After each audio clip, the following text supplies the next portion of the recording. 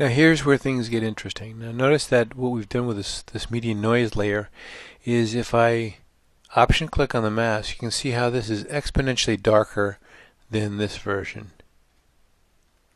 So all I've done is thicken up this mask a little bit, going through it with a brush, a little bit heavier brush, maybe 50% opacity, and going through some of those areas where we've got a little bit of haloing. The best way for you to understand that is just to kind of go through it a bit. If I can look, like if we looked at, say, her arm here, and you can see that if I'm on the soft arm median noise, and if I paint with white to reverse the effects, I start painting in this kind of like glossy halo almost on an arm, and what I don't want to see that. So what I want to do is I want to paint with black and mask that out, and I can start to see less of the halo, and I can see more of her hair sticking out, and it gives me more of a real rendition of what to expect. So that is why we do that, and that's why that's so effective. So now let's look at building in real skin texture, and this is where things get really interesting. Let me get a little bit smaller version, and I'm going to double click on this box here, and this box here is the quick mask options. So if I double click on this, it defaults to having the masked areas selected. We want to select the selected areas radio button. So areas that we select when we're in quick mask mode are areas that are going to be selected. You can change the color if you like. I'm going to hit B for the brush, and I'm going to make sure my brush is at 100%. And I know that I'm a quick mask because this is dark and my layer is in gray. So I'm in quick mask mode. Now where I paint is basically I'm making a selection. And what I want to do is I want to select her skin. So I'm just going to go through and just real quickly and not super accurately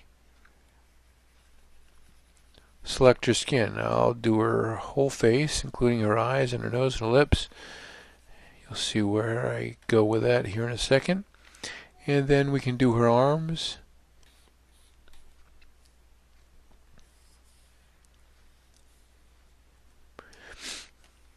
And right now all we're doing is making a selection. All this is making a selection. So now if I switch to white as my foreground color, get a little bit smaller brush, I can actually paint this back out. So I can get a little bit smaller brush and paint out like the areas here and some of the areas that might be oversprayed here. I could actually take out her eyes and her lips. This is not crucial as far as this being exact, but if you don't want to be too sloppy as well. So here I am just going to button up some of the areas that are a little bit loose. And there I've got a good copy of her skin. So now I tap the Q key, come out of quick mask mode, now I've got a selection here. Now that selection is based on everything that I've got going. Now what I have on is the softening. I don't want the softening on, so I turn the softening off. So I have no softening on. All I've got is even skin with texture. So I've got even skin based on all the layers here that we've done before with blemish removal. None of the softening on, and we've got the selection based on the quick mask. We're going to go under Edit, Copy Merged, and then immediately follow that up with Command V or Edit Paste. And what we've done is we've loaded this in, basically all her skin. Now what we want to do with this is not leave this as it is, because it's just basically, even if we turn the softening on, you don't see any effect because we've got this built over the top. Now most people would just say, well, just drop the opacity back and get some of that texture back in, but that is kind of the weak way of doing this. So if I'm going to double click on this, I'm going to call this texture, and a couple of things I'm going to do to this layer. Filter, Other, High Pass. Now I want to make sure that I've got I'm seeing the pores here. So some place around 5 or 6 is probably pretty good. I'm going to hit OK, and I am going to go under Image Adjustments, Desaturate, because I want to pull all the saturation. I don't want to be affecting color here. And the blend mode that I'm going to pick is Soft Light. Now with Soft Light selected, I can now turn on my softening, and I can see the softening effect. So I've got softening here and texture here. So in these 3 layers, if I zoom in a little bit closer, I can see that I'm building the texture. If I turn the texture off and on, you can see it come back in.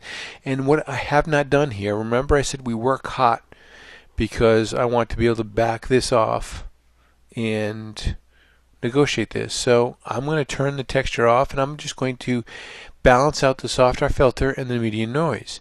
So I might take the median noise down a bit. Take the software filter down a bit as well. Just using opacity here.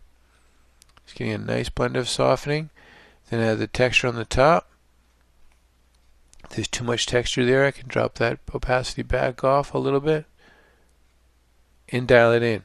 And the beauty of this is not only do I have a lot of flexibility right now, I've got this flexibility built into the file.